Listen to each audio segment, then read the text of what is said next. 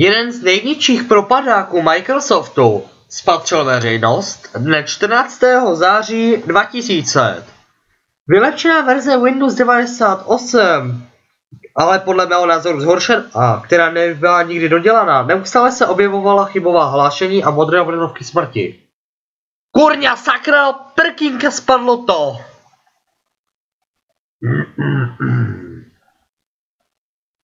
No nic. Nedílnou součástí byl Microsoft Windows Movie Maker, který byl i jeden z nejrealizovaných verzí Microsoft Windowsu. Co je to do prčic? Microsoft vydal Windows. Co je tohleto? Do prčic, bude mě to štvát dlouho. Víš, co s tím je? To je šmejt takový nemožný.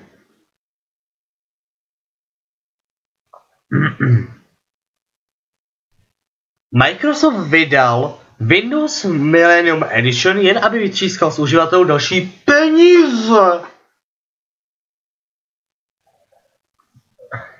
Nic.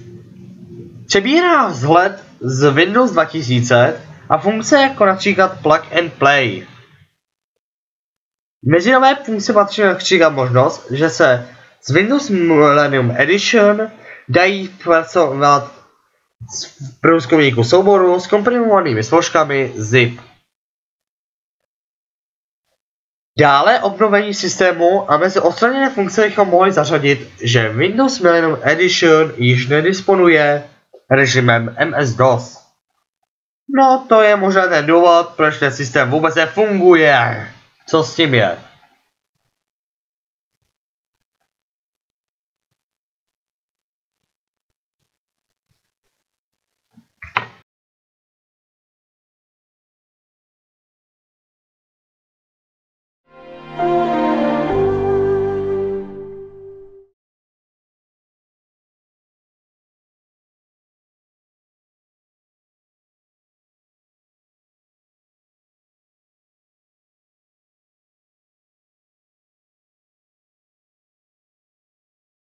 Fuck off! Lado, motherfucking fucker, fucking hyper, fucker.